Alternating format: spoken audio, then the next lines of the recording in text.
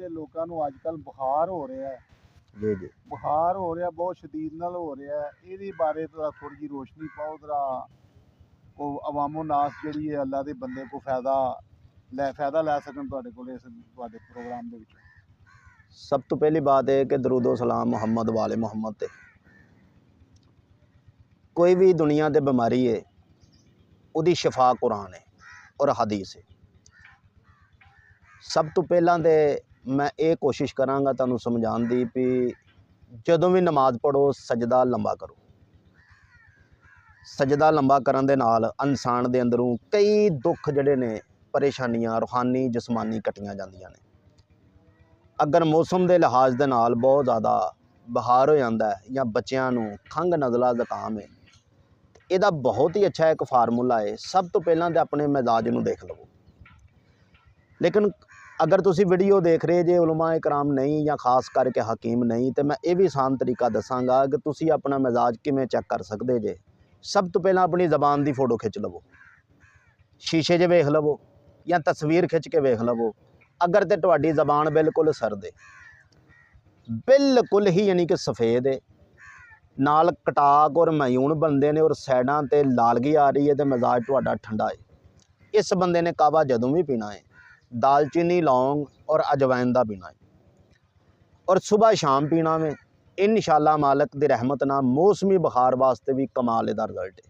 और अगर ज़बान बहुत ज़्यादा सुरख है, गोश्त वांगू लाल हो गई है, पेशाब सड़ जल के आन रहा, तो मिजाज गर्म है, तहरीक नंबर 4 उस बंदे का मिजाज है उस टाइम।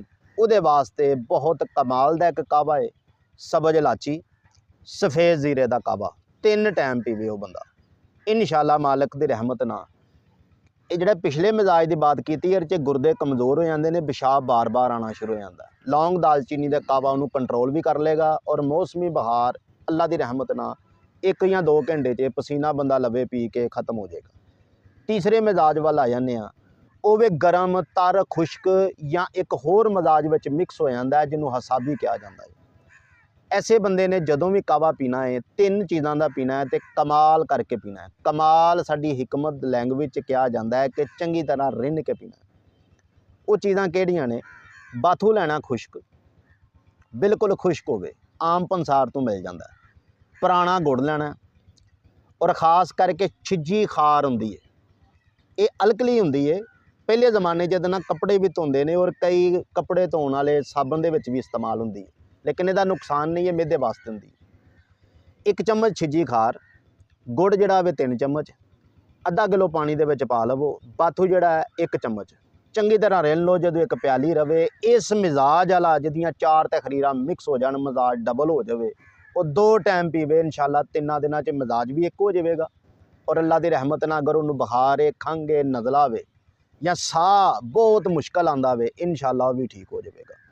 और एक गल याद रखिया जे कि जो डॉक्टर ये गल लिख दवे ना भी ये जख्म में अल्सर है, H पैलोरी इहनूं कहा जाता है, ये पूरे जिस्म दे विच वरम है, तो वरमां नूं तहलीक करने वास्ते साहब रहमतुल्लाह अलैह फरमाते हैं कि कोई वड्डी गल नहीं, 1 स्टाकी पुदीना खुश्क लै लवो, 1 स्टाकी अजवैन लै लवो, चंगी तरह फाइन पाउडर करके डब्बी च मिक्स करके रख लवो। रोटी खाने तो बाद आधा चम्मच।